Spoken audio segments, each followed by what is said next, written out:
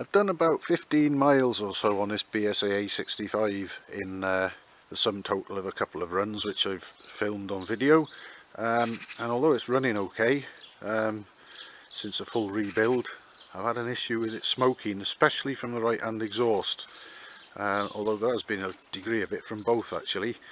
So I've checked a few things, and I was considering having a look at the oil pressure relief valve as well, because the return flow to the tank seemed to be constant and very strong.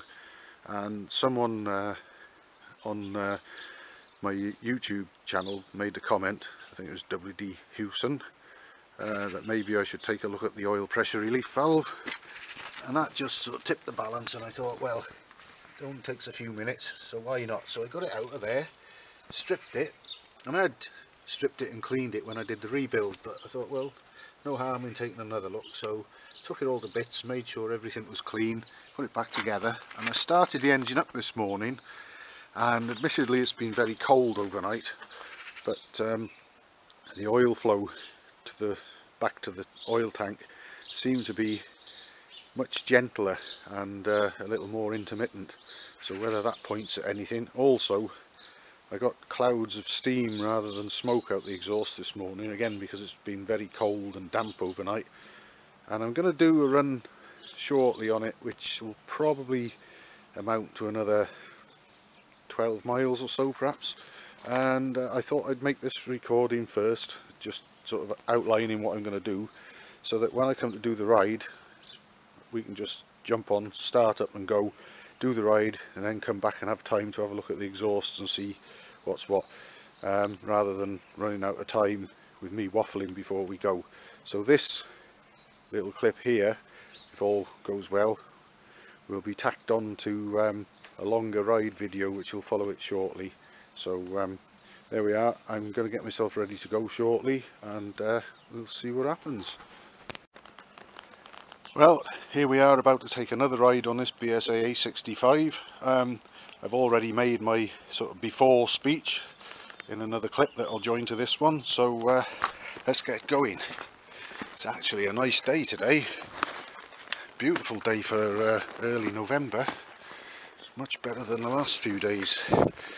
I'm going to take a slightly different and longer route this time, hopefully stick another 15 or so miles on top of the 15 or thereabouts that I've already done, and hopefully have time left on the camera to take a look when I get back at what, if anything, is coming out the exhaust pipes.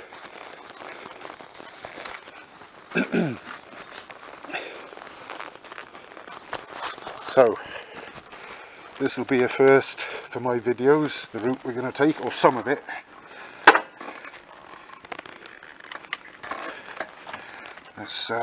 Hopefully, let's go.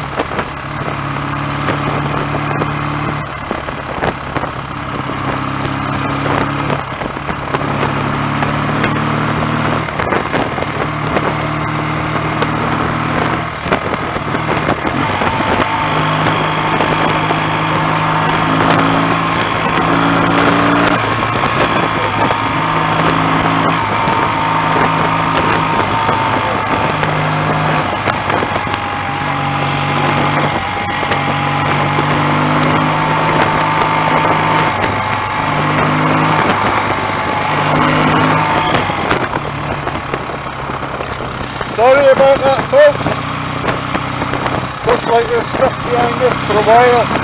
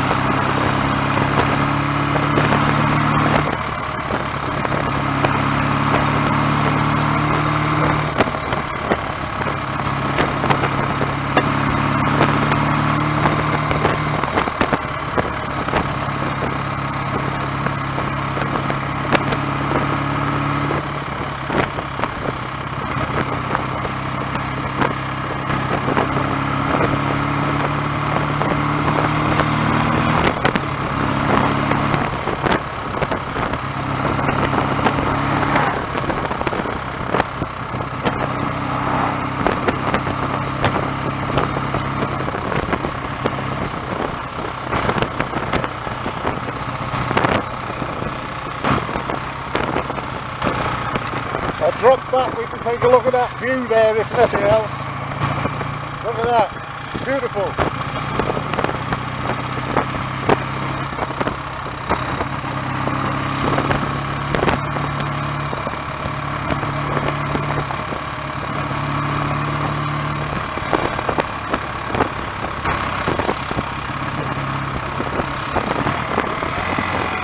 Right, that's enough of that nonsense anyway.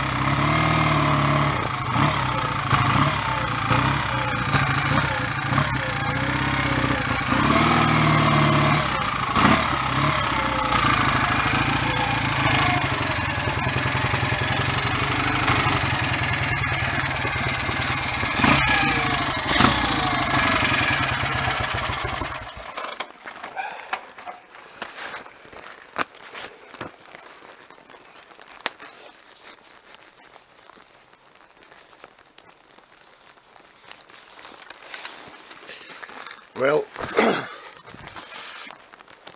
no happy ending there then. And oh, the wonders of electronic ignition, eh? We've also got a misfire now.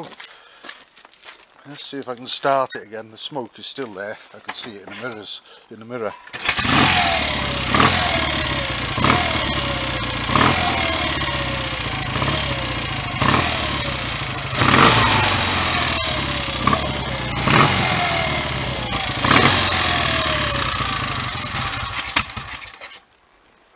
It's actually coming out of both silencers now, less on the right, but we've got more than we did have on the left now.